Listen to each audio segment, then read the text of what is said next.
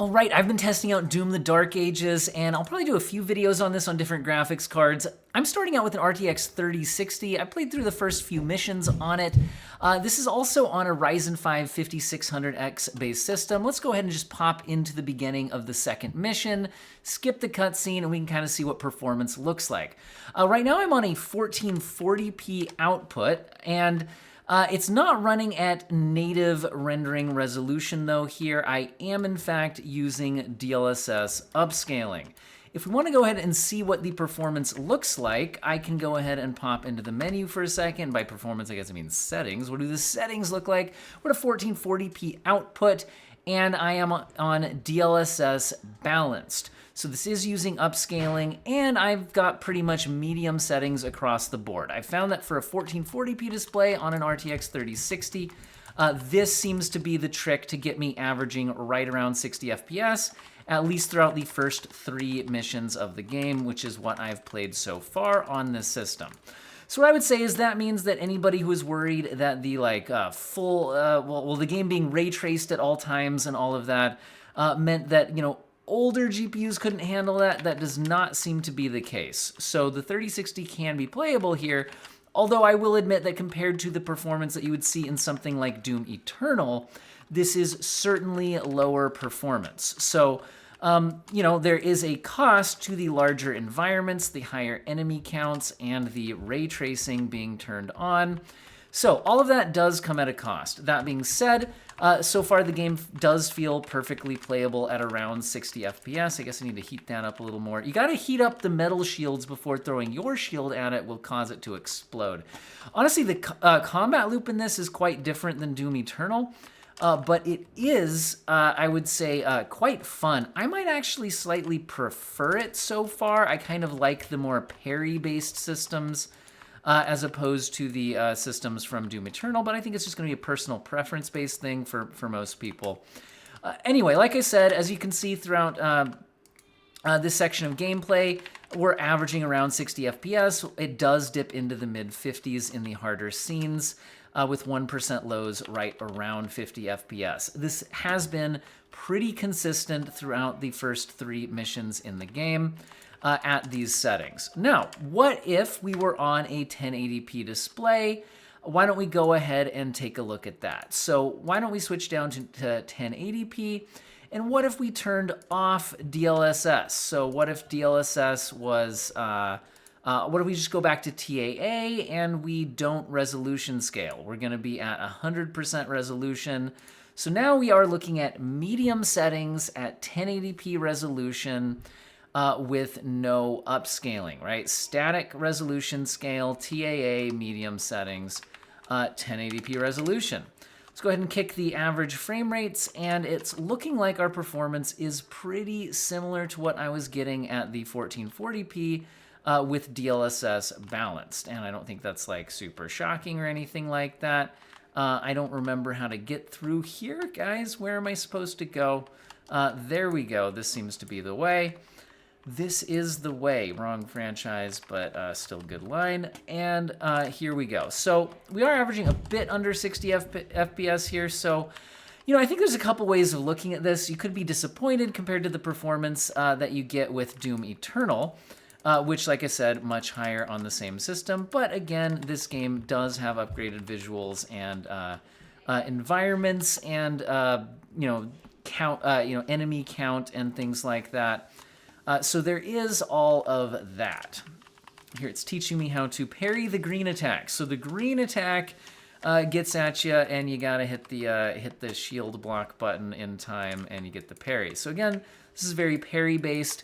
Why don't we go ahead and switch to some other maps so we get an idea of how this looks in other situations. So we could go to the first area of the game, which again, compared to the first 3 sections of the game that I have played, does seem fairly representative. So like you see here, you start out in this scene kind of in the upper mid 50 FPS range. Again, this is 1080p medium settings, and seems to be about what we're getting.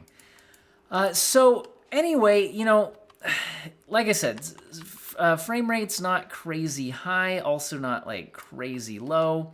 bit of a mixed bag. The game does look quite nice. I do wish maybe that the textures had a bit more detail. I wonder if we'll ever get a 4K texture pack. Looks like we're dropping into the 40s there for a second. So that's certainly interesting. A lot more enemies on screen at this point, so something to keep in mind. Yeah, the performance does drop a little bit there. So yeah, it does look like some areas of the game a bit more demanding than others. This is dropping into the 40s. Again, 1080p native resolution. Now, with newer versions of DLSS, I don't hate DLSS quality at 1080p as much as I used to. So why don't we try kicking on DLSS quality? I'll reset the frame rate averages. So this is now 1080p DLSS quality at medium graphics settings. Yeah, so far this seems to be a fairly demanding section of the game so far. A lot of effects on screen, etc. All right, let's go ahead and move on up here. And we could also look at playing at 1440p resolution on this map as well. But again, why don't we see how the 1080p DLSS quality performance goes. So performance looking kind of mid-70s-ish now. So again, not super high frame rates, but definitely playable. And again, this is older hardware. Like I said, I think I'll do a series of videos. We'll try out some other hardware, stuff like that, and see how that goes. Now, let's go ahead and maybe switch things over back to 1440p now that we're actually, you know what? How about we try out some heavier graphics settings? So let's go all the way up to Ultra Nightmare.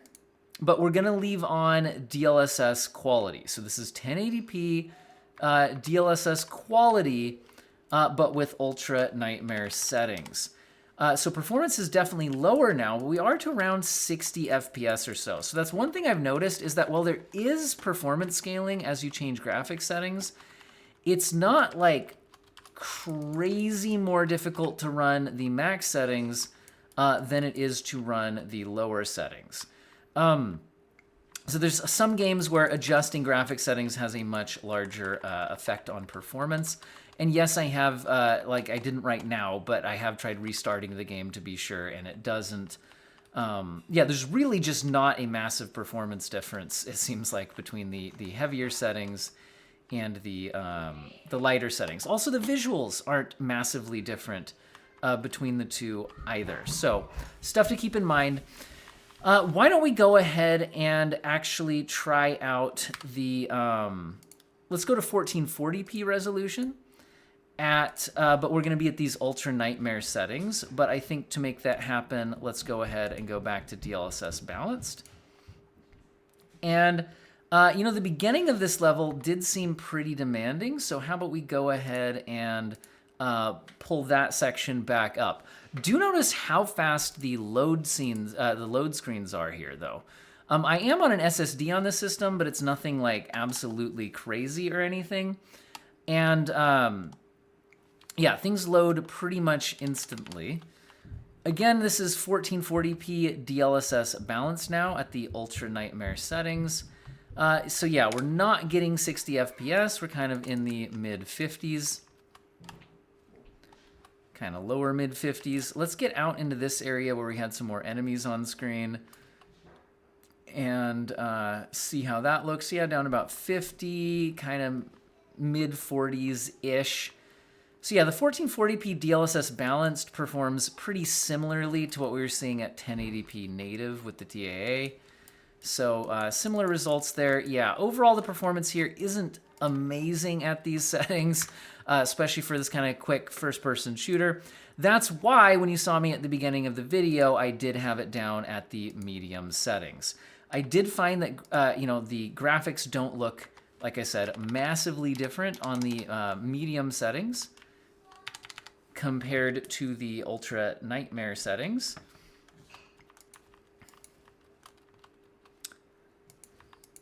Yeah, performance right there did not seem to go super high.